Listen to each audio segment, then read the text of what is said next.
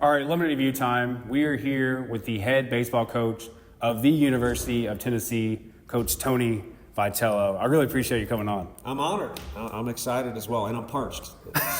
So you're excited for the limited? I am. I admitted to you beforehand. I did the brush the teeth right beforehand. I was following lunch, and not the smartest thing. So I'm going to need more than a couple gulps or sips or whatever it is to get the true flavor. Yeah, it's a rookie mistake. So I've done it before. It takes time. Breakfast before orange juice.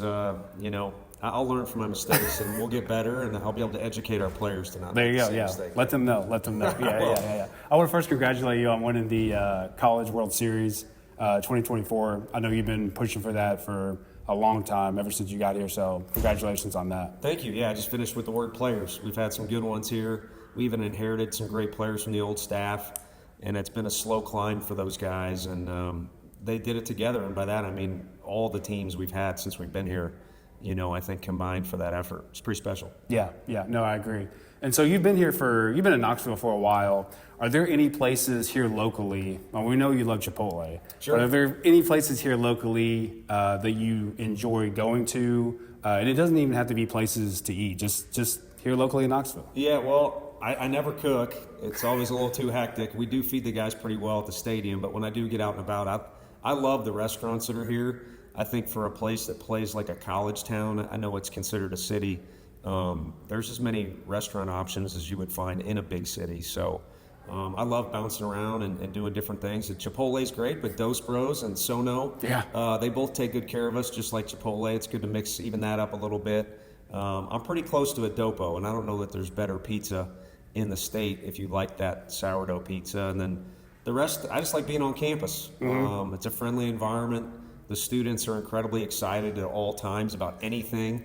And then look at Justin Timberlake was just here. All the events that we have on top of sports, it makes for a special environment where I get to work every day. And I agree with you. And we see you at the basketball games. We see you at the football games. And that's exciting to see. And I feel like it's very rare at universities to see the baseball coach, the football coach, and the basketball coach kind of working together.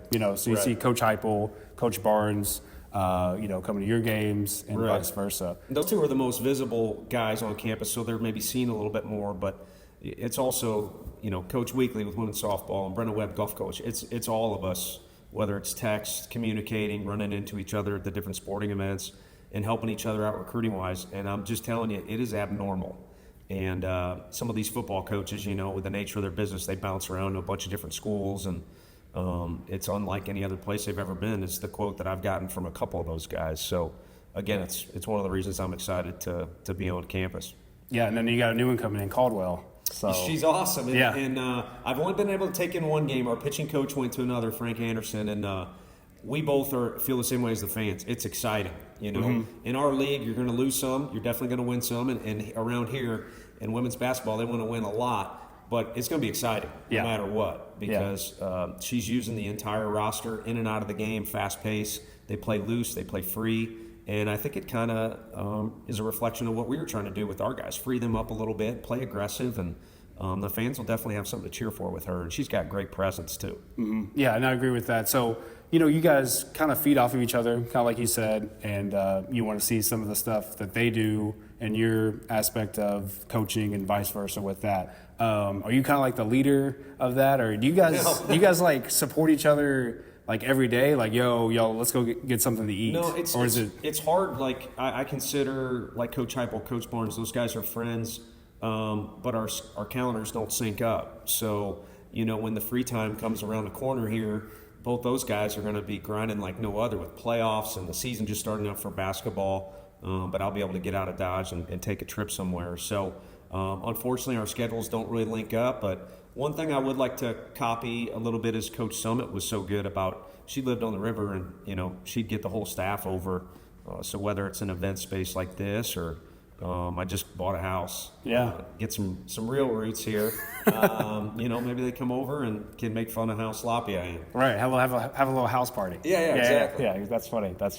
No, that makes sense, because I think you even said you're kind of like the only one that can not enjoy Thanksgiving, but Barnes has the games and Hypo has the games, and everything's going on. So that just makes sense that the seasons just don't work for that. The SEC, a lot of people outside of the Southeastern Conference, whether any sport, they're very negative when coaches, players, even fans are saying the grind of the SEC. Sure. That's tough, and they're like, that. It doesn't matter. You're getting beat by this team, and so what? Why do people not, respect the grind, quote unquote, of the SEC? Like, why do people not see that from the outside in? And, we are the best conference. This is where you want to play. Sure. Why are people being so negative about us saying that it's the grind? Yeah, no, I always joke in media interviews, SEC fans are arrogant, and for a reason. There's a lot to brag on there. But I have a unique perspective, at least I think, because I'm from St. Louis, so I'm kind of a transplant.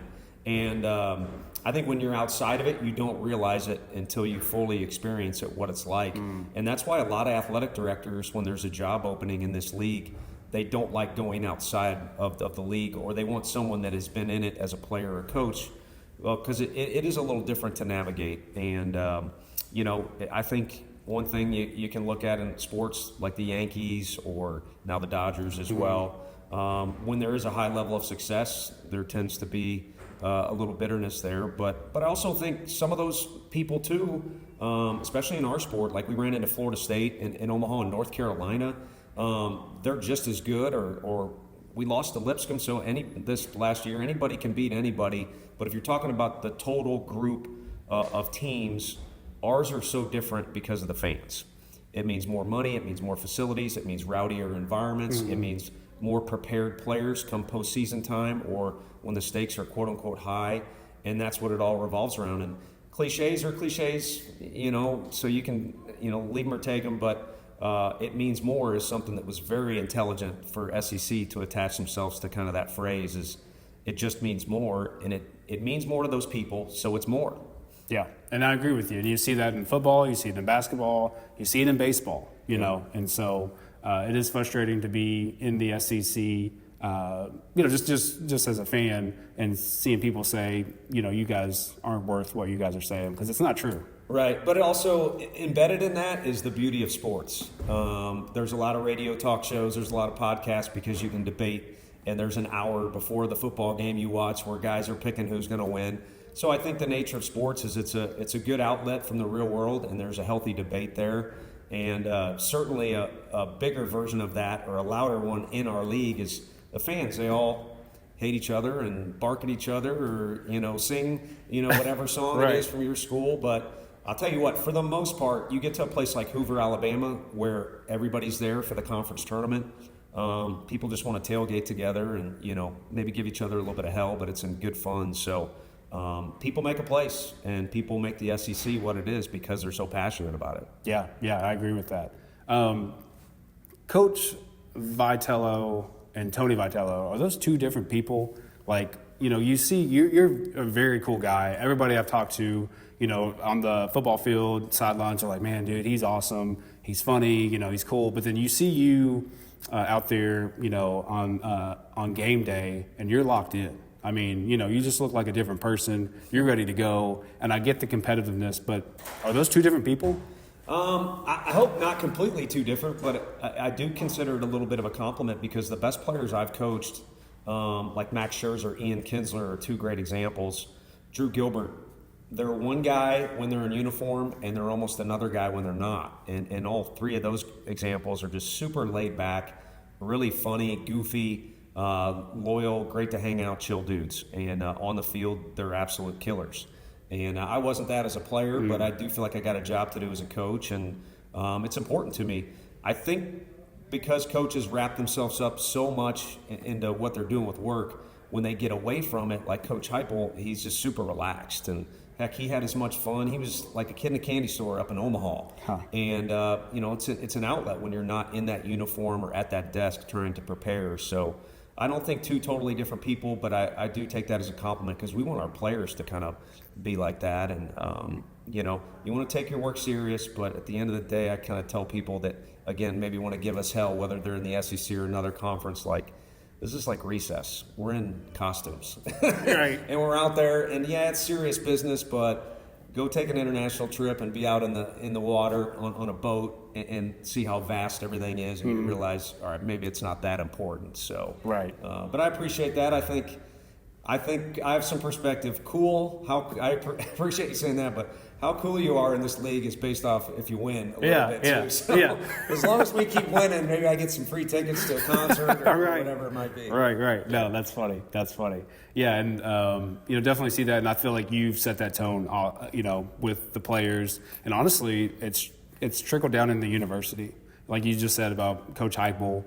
Just having fun in Omaha, and then there's times when he's locked in with everybody on the field. So I think that's trickling down, and I think you guys just feed off each other so well at this university, and it's very rare. It's like I said, abnormal, and it's a lot of fun. It just makes it exciting to get out of your car every day and again be on this campus or look forward to a college football Saturday. And I really think it's growing. I mean, Danny and Dondi, our leadership, Randy Boyd at the top is so good that the vibe to me is getting even better, and then the facilities and the financial structure of everything is continuing to get even better.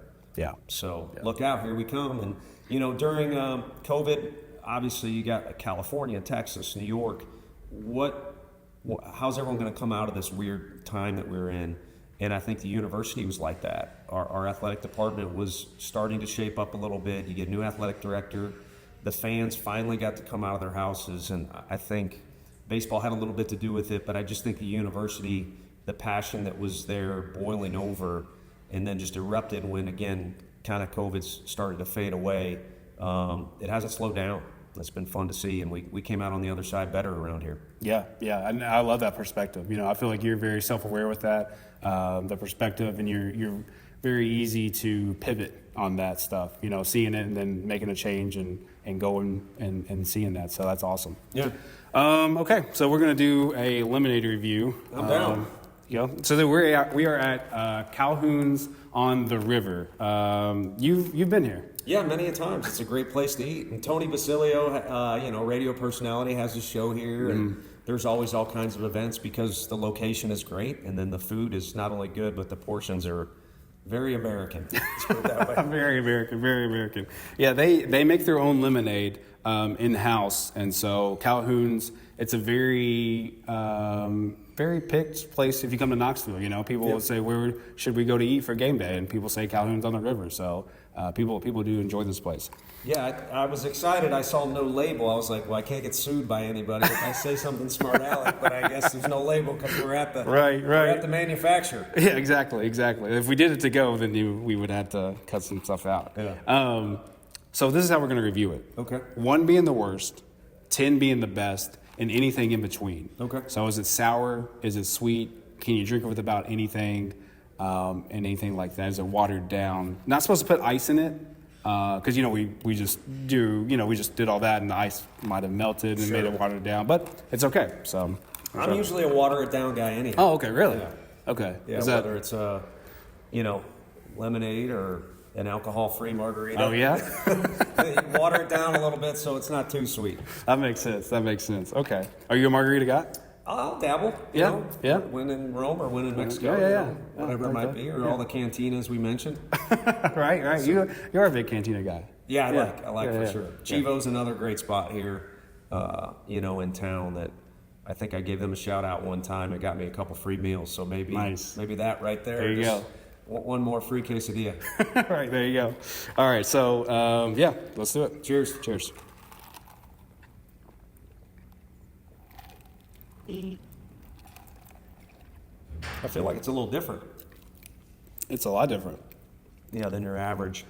This is one of the best lemonades we've reviewed in a while. I'm down. Yeah. I'm definitely down. I think the phrase you threw out, can you drink it with anything? With whatever meal, I assume you imagine. Right, yeah. I mean, I think... It's not, T, you don't want too tart. You don't want T squared out of your lemonade. Yeah. No pucker face or anything like that. Yeah. No, I think this is smooth. I think it's balanced with the, like you said, tartness and the power of the sour. So this is one of the best lemonades I've had in a while. Life gives you lemons. Go to Calhouns. Yeah, so Calhoun's lemonade. I'll let you review it first. I'll let you give a little bit. It's well balanced, if you will. I think if you have one of these, it's going to improve your day.